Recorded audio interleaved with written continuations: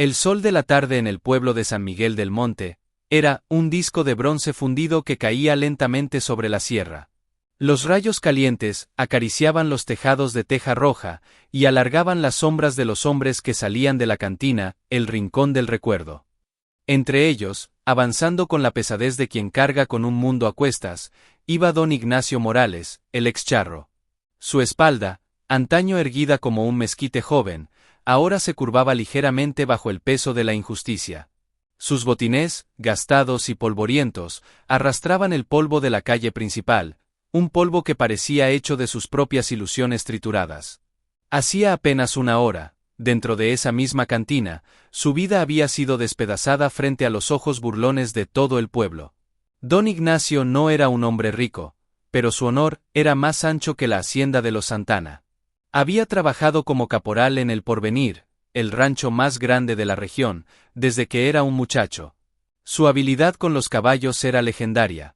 Era de esos hombres que parecen hablar el lenguaje secreto de las bestias. Pero todo se había venido abajo cuando el patrón, el viejo don Felipe Santana, había muerto. Su hijo, Rodrigo Santana, un mocoso engreído que había estudiado en la ciudad y despreciaba las tradiciones, lo había acusado de robar 3 de sus mejores yeguas. No había pruebas, solo la palabra de Rodrigo contra la suya. Y en un pueblo donde el apellido pesa más que la verdad, Ignacio había perdido. La humillación pública en la cantina, con Rodrigo escupiendo palabras venenosas y los mismos compañeros que lo admiraban bajando la mirada, había sido el golpe final. Caminó hasta las afueras del pueblo, donde lo esperaba, atado a un poste decrépito, su único y verdadero compañero, Relámpago. El caballo era un animal magnífico, un alazán tostado con el lomo cruzado por una línea negra más fina que un hilo de sotol. Sus ojos, grandes y oscuros como aceitunas maduras, reflejaban una inteligencia poco común. Al ver a su amo, relinchó suavemente, una pregunta en el aire. Ignacio se acercó y enterró su rostro en el cuello cálido del animal. No lloró. Los charros no lloran. Pero su cuerpo tembló con un sollozo seco y áspero. Nos quedamos sin nada, Relámpago, susurró, su voz ronca por la emoción contenida. Sin trabajo, sin honor, sin nada. Mientras la noche se cerraba sobre San Miguel, una fría indiferencia se instaló en el corazón de Ignacio. Recogió sus pocas pertenencias, una silla de montar vieja pero bien cuidada, un lazo de istle, y la foto descolorida de su difunta esposa, Elena. Montó en Relámpago, y sin mirar atrás, tomó el camino polvoriento que salía del pueblo. No sabía a dónde iba. El mundo, que antes era tan ancho y lleno de posibilidades, ahora se sentía como un callejón sin salida. Relámpago, sin embargo, parecía tener un destino en mente. En vez de seguir el camino principal, tomó un desvío casi invisible, un sendero cubierto de maleza que serpenteaba hacia las colinas. Ignacio, sumido en su amargura, no se opuso. Dejó que el animal guiara. Después de horas de trayecto, bajo la luz pálida de la luna, llegaron a un pequeño caserío en ruinas. Era la Esperanza Perdida, un terreno pedregoso y seco que su abuelo le había dejado en herencia, y que él siempre había considerado un castigo más que un regalo. La casa era poco más que 4 paredes de adobe agrietadas y un techo de lámina oxidado. El corral estaba derrumbado. Era el lugar perfecto para un hombre roto. Ignacio desmontó, sus huesos crujiendo de cansancio.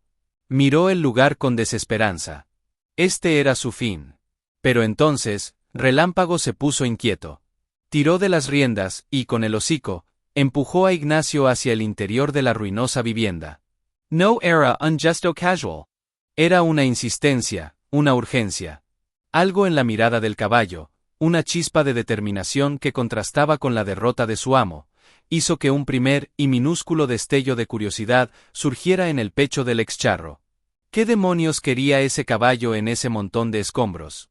Los primeros días en la Esperanza Perdida fueron un lento descenso hacia la desolación.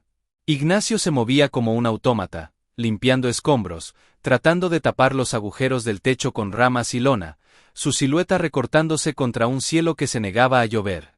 El polvo se le metía en los pulmones, un sabor amargo a fracaso. Por las noches, El viento silbaba a través de las grietas del adobe, con un sonido que parecía una burla. Relámpago, sin embargo, no compartía su resignación. El caballo pastaba en el escaso pasto entre las piedras, pero siempre con un ojo puesto en su amo, y sobre todo, en el rincón más oscuro de la única habitación de la casucha. Era un rincón donde las sombras se acumulaban densas, incluso a pleno sol. Una tarde, mientras Ignacio intentaba encender un fuego con ramas húmedas, la frustración lo venció. Arrojó el mechero contra la pared, y dejó escapar un gruñido de rabia. Relámpago, que estaba atado cerca, se agitó. Empezó a piafar, a mover la cabeza con nerviosismo. Ignacio lo ignoró, hundiéndose en su pozo de autocompasión. Pero el caballo no se rindió. Soltó un relincho corto y agudo, y luego, con una determinación que resultaba casi humana, se liberó de la cuerda que lo sujetaba débilmente y entró trotando en la ruinosa vivienda. Ignacio lo miró, sorprendido. ¿Qué te pasa, viejo? ¿También tú te has vuelto loco en este lugar maldito? Relámpago se dirigió directamente al rincón oscuro, y comenzó a rascar el suelo de tierra con su casco delantero. No era el raspado casual de un animal aburrido. Era un movimiento insistente, profundo, casi furioso. La tierra volaba detrás de él. Un escalofrío recorrió la espalda de Ignacio. Se acercó, la curiosidad venciendo a la apatía. ¿Qué hay ahí, muchacho? ¿Un hueso? ¿Una serpiente? Se arrodilló, apartando con las manos la tierra suelta que Relámpago había removido. No había nada. Solo más tierra. Le palmeó el cuello al animal. No hay nada, Relámpago. Vámonos. Pero el caballo insistió, relinchando con más fuerza, clavando su casco en el mismo punto. Ignacio suspiró. Buscó un palo más resistente y empezó a cavar. La tierra estaba dura, compactada por los años. Sudó, maldijo en voz baja, pero siguió. Después de varios minutos, la punta del palo golpeó algo que no era piedra. Algo metálico. Su corazón dio un vuelco. Con renovada energía, excavó con las manos hasta que sus dedos tocaron la fría superficie de un metal oxidado. Tiró, y de la tierra emergió una pequeña caja de hojalata, pesada para su tamaño, cerrada con un candado igualmente herrumbrado. La caja estaba decorada con motivos desvaídos, flores y un nombre casi borrado, Elena. El nombre de su esposa. La sangre se le heló en las venas. ¿Qué hacía una caja con el nombre de su difunta mujer enterrada, en este lugar que él nunca había habitado? Relámpago se calmó de inmediato. Se acercó y posó su hocico, suavemente sobre el hombro de Ignacio, como si le diera su aprobación. El excharro, con manos temblorosas, guardó la caja. No se atrevía a abrirla. No allí, no aún. El misterio había echado raíces, y con él, una tenue llama de propósito comenzó a arder donde antes solo había cenizas. Esa noche, mientras la luna bañaba el caserío en plata, Ignacio sintió por primera vez que no estaba solo en su exilio. Alguien, o algo, le había dejado un mensaje. Y Relámpago era la clave para descifrarlo.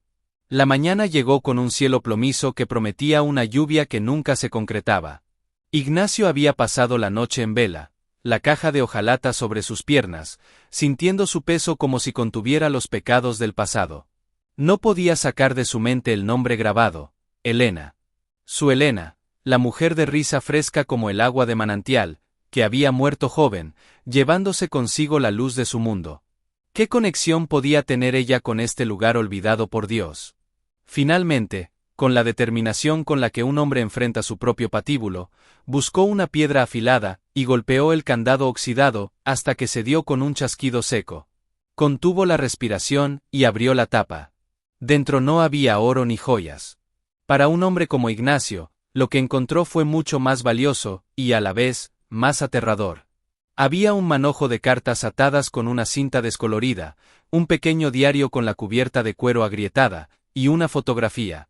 La foto mostraba a un hombre joven y una mujer, de pie frente a la misma casucha de la esperanza perdida, pero la casa estaba impecable, con un jardín florecido. El hombre era su propio padre, un hombre del que solo guardaba un recuerdo lejano y amargo. La mujer no era su madre. Era una joven de rostro sereno y ojos grandes, y sostenía en brazos a un bebé. Con manos que apenas podía controlar, Ignacio tomó la primera carta y comenzó a leer. La letra era la de su padre. Hablaba de un amor prohibido, de un segundo hogar, de un hijo al que no podía reconocer abiertamente. La esperanza perdida no era un terreno sin valor, había sido el refugio de su padre y su otra familia. El bebé de la foto era su medio hermano. La revelación le cayó encima como una losa. Toda su vida, había creído ser el único heredero de un legado de pobreza y desdén. Ahora descubría que su padre había tenido una doble vida, y que él no era el hijo único. Mientras su mente intentaba asimilar esta verdad, revolvió el diario. Era Darlene, su esposa.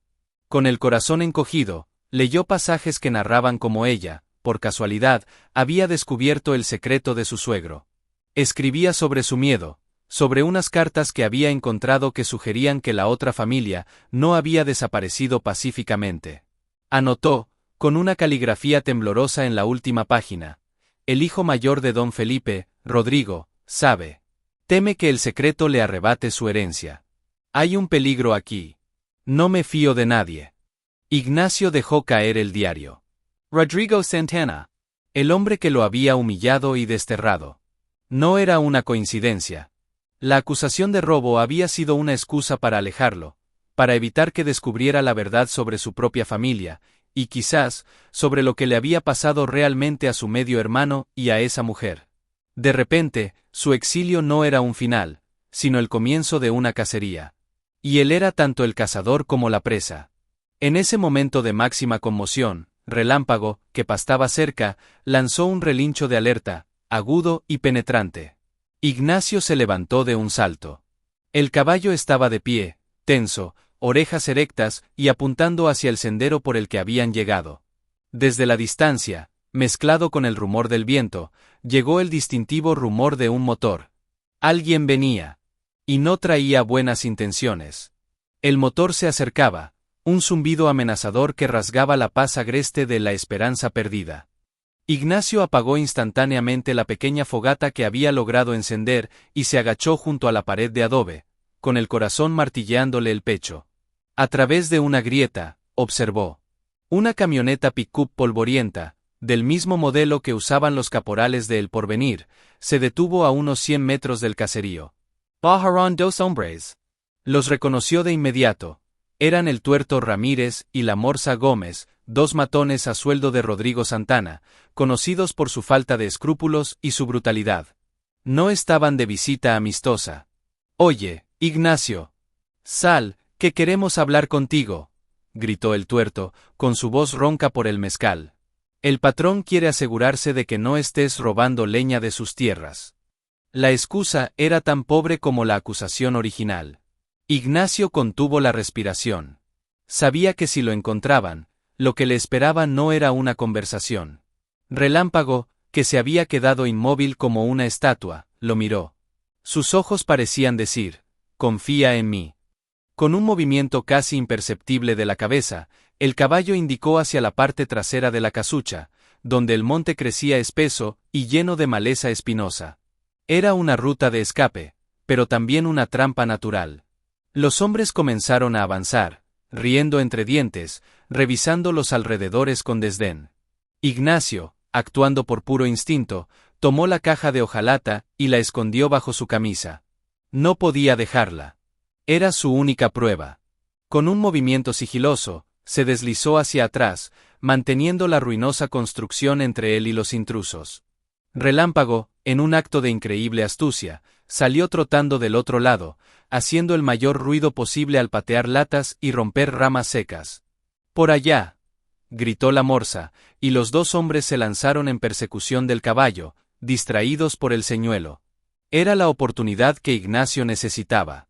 Se metió entre la espesura, las espinas desgarrándole la ropa y la piel, pero avanzando con una determinación que no sentía desde hacía años. Escuchó a los hombres maldecir mientras Relámpago los llevaba en una falsa persecución, zigzagueando entre los árboles con una agilidad que ellos, a pie, no podían igualar. Después de lo que pareció una eternidad, el sonido de las maldiciones y los pasos pesados se fue apagando. Ignacio emergió en un pequeño claro, jadeando, su cuerpo arañado y sangrante, pero a salvo. Minutos después, Relámpago apareció trotando tranquilamente, sin un rasguño, sus hollares dilatados por el esfuerzo. Se acercó a su amo, y frotó su cabeza contra el brazo de Ignacio, como diciendo, misión cumplida. El excharro abrazó el cuello del animal, una oleada de gratitud y asombro inundándolo. Este caballo no solo era leal, era inteligente, era valiente, era un cómplice. El mensaje estaba claro. Rodrigo Santana no solo lo había deshonrado, tenía miedo. Y ese miedo estaba relacionado con el secreto que Relámpago lo había guiado a descubrir. Ya no se trataba solo de limpiar su nombre. Se trataba de desenterrar una verdad que alguien había querido enterrar para siempre. Y ahora, sabía que no estaba solo en esta lucha. Miró hacia el camino por donde había huido, y supo que era solo el primer asalto. La sombra de El Porvenir era larga y siniestra, y ahora se cernía directamente sobre la esperanza perdida. Tenía que actuar.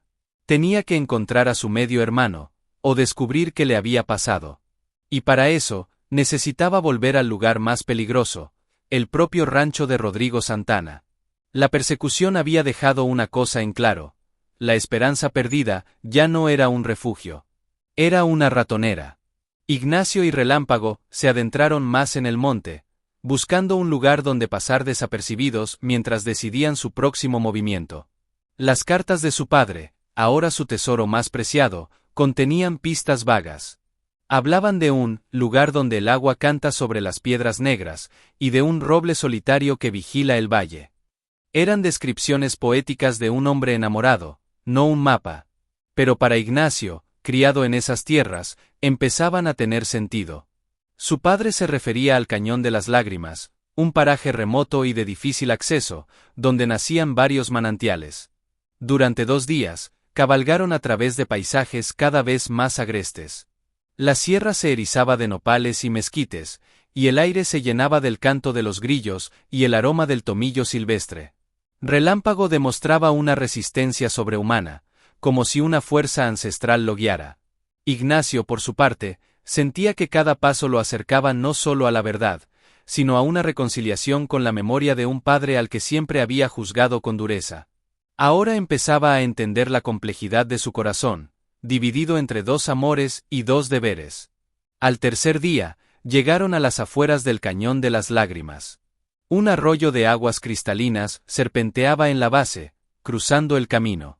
Al otro lado, el terreno se elevaba hacia un bosque de encinos donde, efectivamente, se erguía un roble majestuoso y solitario, tal como describía la carta. Era el lugar. Ignacio, ansioso por cruzar, dio un suave espuelazo a Relámpago. Pero el caballo se plantó. No fue una simple negativa, fue un rechazo total.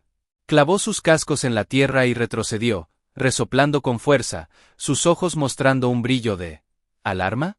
Vamos, muchacho, es por aquí, insistió Ignacio, tirando de las riendas. Pero Relámpago no se movió.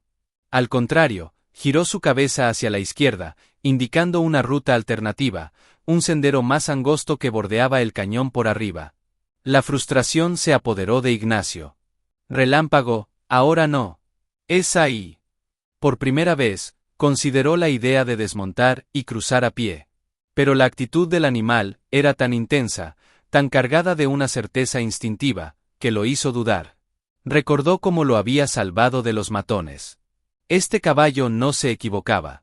Con un suspiro de resignación, bajó de la silla, y decidió investigar por qué Relámpago se negaba a cruzar ese arroyo en apariencia inofensivo. Se acercó a la orilla. El agua cantaba, tal como decía la carta, sobre unas piedras oscuras y lisas. Pero entonces, miró con más atención el lecho del arroyo.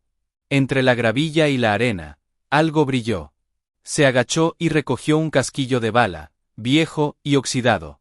Unos pasos más allá, encontró otro.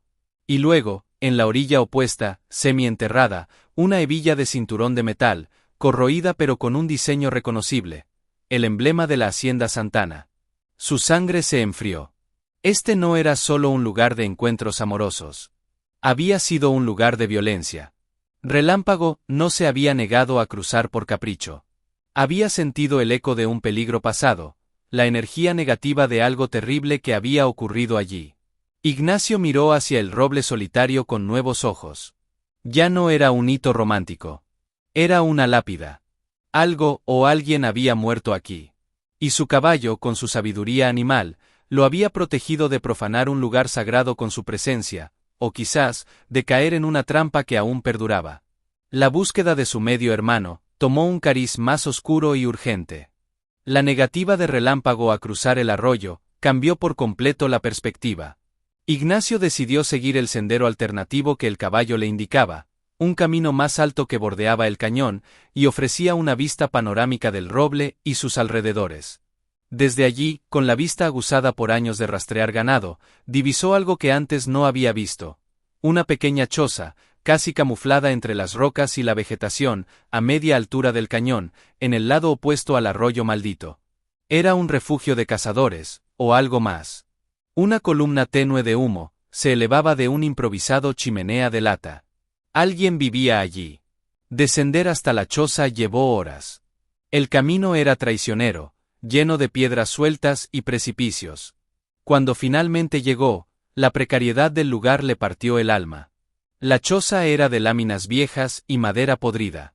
Delante, sentado en un tronco, un hombre viejo, demacrado y de mirada perdida, miraba el fuego.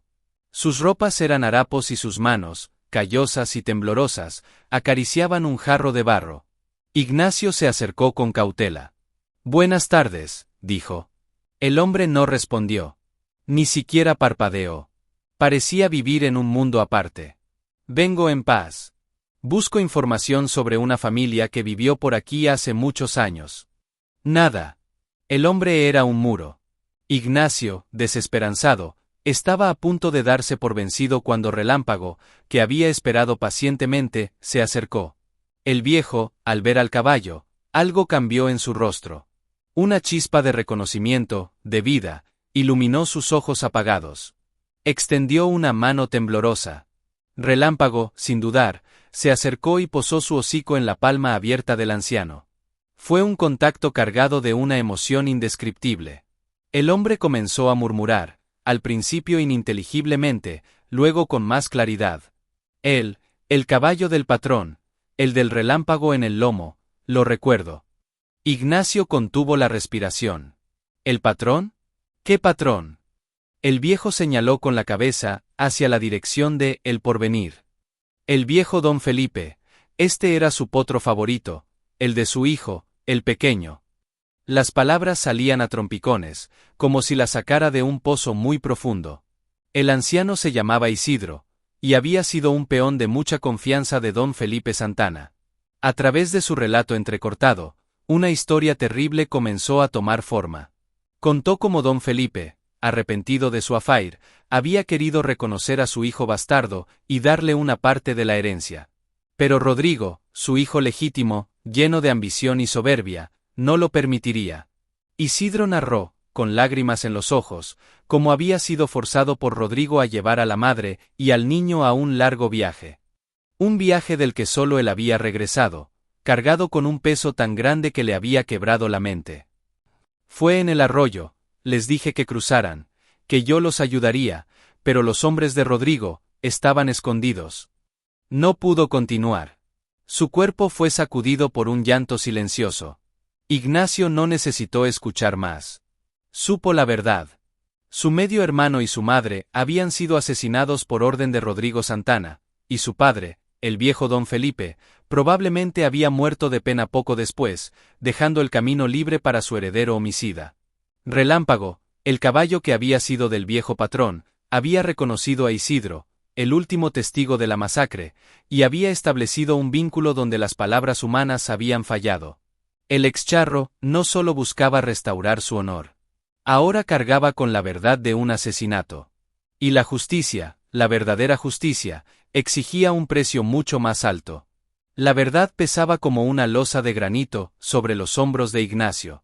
Isidro, el viejo testigo, había muerto en paz esa misma noche, como si al liberar su secreto, su alma hubiera encontrado por fin el descanso. Ignacio le dio una sepultura digna bajo el roble solitario, ahora una lápida confirmada. Montó en Relámpago, y esta vez, fue él quien guió el camino. No hacia la huida, sino hacia el regreso. Iba de vuelta a San Miguel del Monte, pero no como el hombre derrotado que se fue. Iba como un portador de la verdad, un vengador silencioso. Su plan era simple y peligroso: confrontar a Rodrigo Santana en público, frente a todo el pueblo, durante la fiesta del santo patronal que se celebraría en 2 días. La plaza estaría llena, sería su única oportunidad para que la gente escuchara. El viaje de regreso fue una marcha fúnebre. Cada casucha, cada cerro, cada arroyo, le recordaba la doble vida de su padre, y la tragedia que había manchado la tierra. Relámpago parecía entender la solemnidad del momento. Su paso era firme y decidido. La noche antes de la fiesta, acamparon en las afueras del pueblo. Ignacio no podía dormir. Repasaba las cartas, el diario de Elena, las palabras de Isidro. Tenía miedo. No por su vida, sino por fallar, por no ser capaz de transmitir la magnitud de la injusticia. Al día siguiente, el pueblo de San Miguel estaba de fiesta.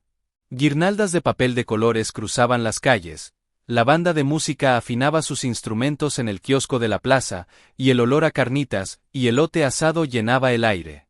La gente reía y bailaba, ajena al drama que estaba a punto de desarrollarse. Ignacio entró al pueblo montado en Relámpago. Su figura, alta y ahora erguida, llamó la atención de inmediato. Los murmullos comenzaron. «Es el ex-charro. ¿Qué hace aquí? ¿No se fue para siempre?» Ignacio ignoró los comentarios. Su mirada estaba fija en el centro de la plaza, donde Rodrigo Santana, vestido con un traje de charro de gala, bebía tequila y reía con sus amigos, dueño y señor de todo lo que veía. Ignacio hizo que Relámpago avanzara lentamente entre la multitud, que se abría paso para dejarlo pasar, intrigada y alarmada. El caballo, sintiendo la tensión, comenzó a piafar con fuerza, sus cascos golpeando el empedrado de la plaza con un ritmo martilleante y amenazante. Tac, tac, tac. El sonido calló las conversaciones. La música se detuvo.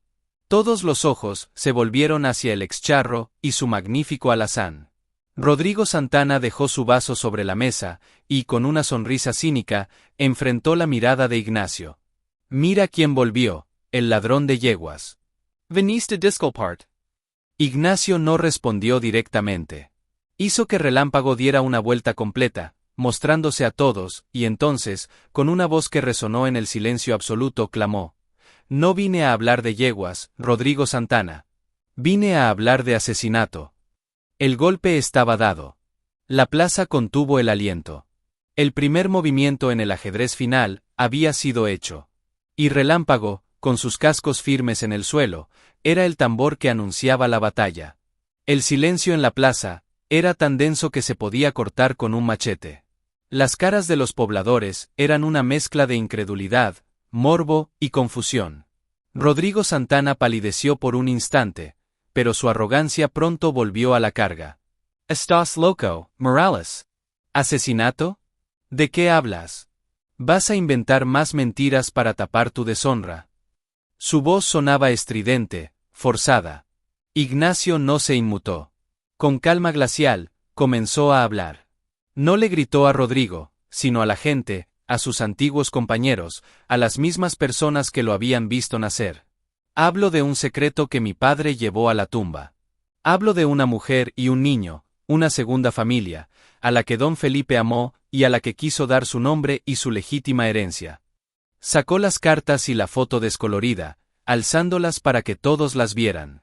Un murmullo recorrió la multitud. «Son falsas», vociferó Rodrigo, pero el pánico empezaba a asomar en sus ojos. «Y hablo», continuó Ignacio, su voz cargándose de una emoción tremenda, de cómo el heredero legítimo, cegado por la avaricia, ordenó su muerte para quedarse con todo. «Tu hermano, Rodrigo.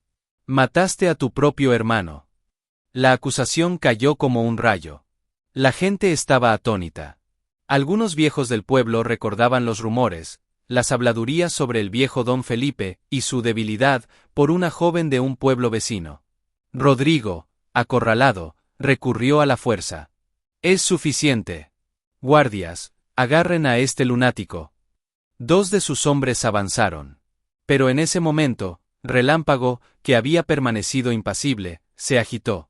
Empezó a mover la cabeza de un lado a otro, y luego, de una manera extraña y deliberada, comenzó a rascar el suelo con su casco delantero derecho, justo en el mismo lugar donde estaba parado. No era un movimiento nervioso.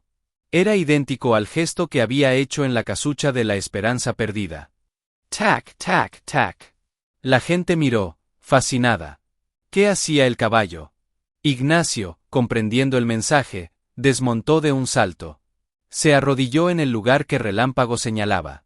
El suelo de la plaza era de piedras grandes y tierra compactada. Con sus propias manos, empezó a remover la tierra suelta entre las piedras. Los guardias de Rodrigo se detuvieron, confundidos por el extraño espectáculo. Rodrigo gritaba: «¡Basta de este circo!». Pero ya era demasiado tarde. Los dedos de Ignacio tocaron algo duro y metálico, enterrado a poca profundidad. Tiró, y de la tierra surgió un objeto que hizo que el rostro de Rodrigo Santana se descompusiera por completo. Era la hebilla del cinturón del viejo Isidro, la misma que Ignacio había visto en el arroyo, la que el anciano debió perder el día de la tragedia, y que, por alguna razón, Rodrigo había recuperado y escondido aquí, en el lugar más público e improbable. Quizás como un macabro trofeo, o por un acto de arrogancia temeraria. Relámpago, con su memoria infalible y su conexión con el pasado, había sabido que estaba allí. La prueba física, el vínculo con el testigo, estaba ahora en manos de Ignacio, a la vista de todos. El silencio se rompió. La duda se transformó en indignación.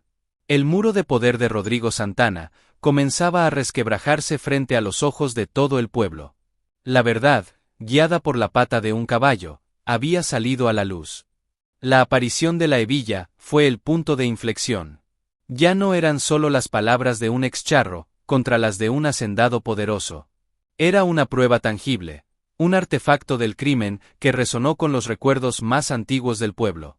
La gente, que durante años había vivido bajo el yugo económico y social de los Santana, encontró en ese momento el valor para alzar la voz.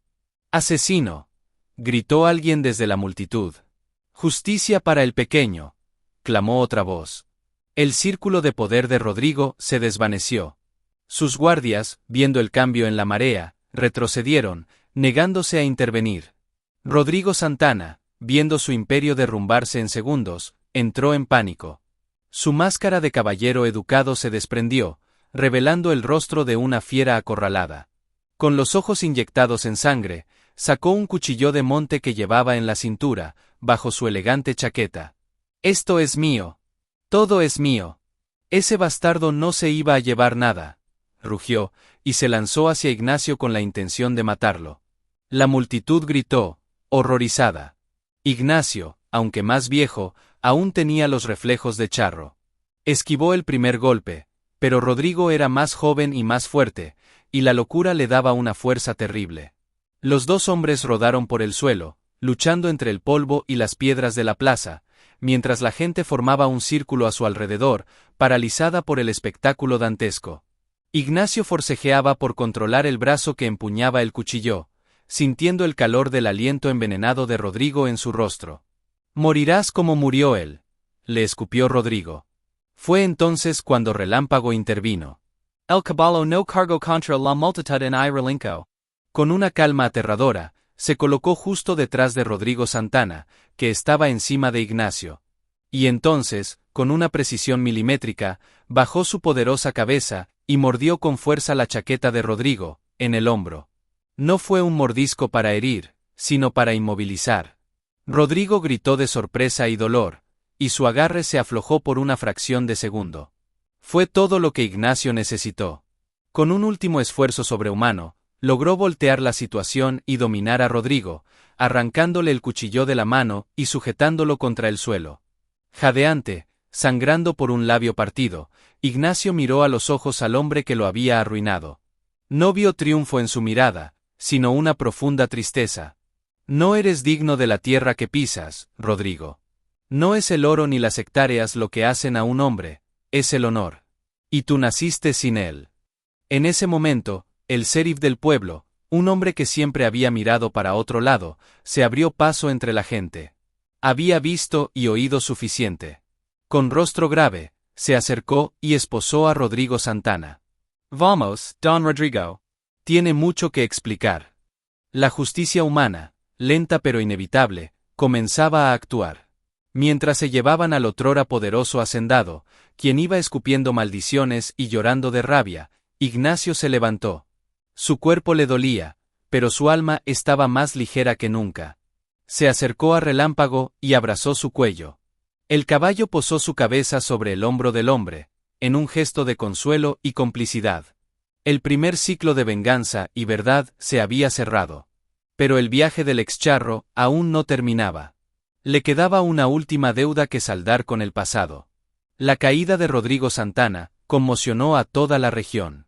Las autoridades, ahora con la presión de un pueblo entero y las pruebas en su poder, comenzaron una investigación a fondo. Se exhumaron los restos de la mujer y el niño del Cañón de las Llagas, confirmando la historia de Isidro. Rodrigo, en un intento desesperado por salvarse, confesó todo, culpando a su padre muerto y a la ambición por sus actos. Fue encarcelado a la espera de un juicio que, todos sabían, solo tendría un veredicto. Las tierras de El Porvenir, ante la ausencia de un heredero legítimo directo, quedaron en un limbo legal. Ignacio Morales, el excharro, no quiso nada de eso. No ambicionaba la hacienda ni la riqueza. Su honor había sido restaurado, y eso era su mayor tesoro. El pueblo lo veía ahora con respeto y un poco de culpa, pero él no guardaba rencor. Había entendido que el rencor era el arma de los hombres pequeños. Un mes después de los eventos en la plaza, recibió la visita de un notario. Debido a las circunstancias y a que Ignacio era, en la práctica, el único heredero moral de la verdad de los Santana, un juez había decidido otorgarle la propiedad de la Esperanza perdida de manera oficial y perpetua, como compensación por los daños morales y la injusticia sufrida. Ignacio regresó al caserío, pero ya no lo veía con los mismos ojos.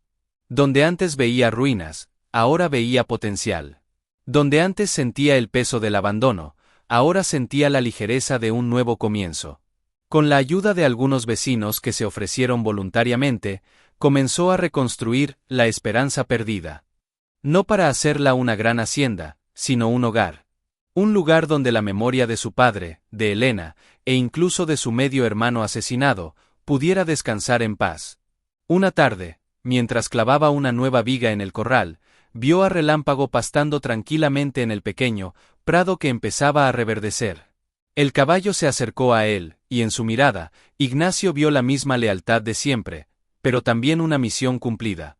Sintió que el animal, que había sido su ángel guardián, su guía y su salvador, merecía más que una vida de trabajo. Merecía la libertad que le había sido arrebatada a otras almas.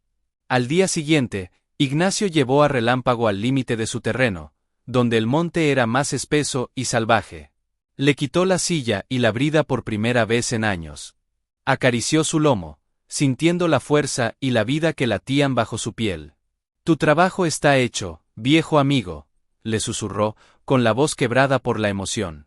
Eres libre.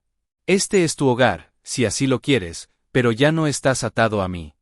Le dio una palmada suave en el anca. Relámpago lo miró, relinchó una vez, como en despedida, y luego, con un movimiento grácil, se volvió y se adentró trotando en el monte. Ignacio lo observó hasta que desapareció entre los árboles, con un nudo en la garganta y el corazón lleno de una paz agridulce. Regresó a su casita, que ya empezaba a parecer un hogar. Se sentó en la puerta, mirando el atardecer teñir de naranja y violeta la sierra. Pensó en su viaje, de la humillación a la redención, y supo que no había sido obra suya sola. Había sido el amor de su esposa desde el más allá, la verdad enterrada de su padre, y la lealtad inquebrantable de un caballo extraordinario. Al caer la noche, justo cuando la primera estrella brilló en el firmamento, escuchó un suave relincho a lo lejos. No era un adiós. Era un recordatorio. Relámpago no se había ido. Se había convertido en el guardián del nuevo comienzo, en el espíritu libre que velaba por la esperanza renacida. Y para Ignacio, el excharro, eso era más que suficiente. Había encontrado su lugar en el mundo, y había aprendido que la justicia, a veces, tiene la forma de un caballo y el corazón de un hombre honrado.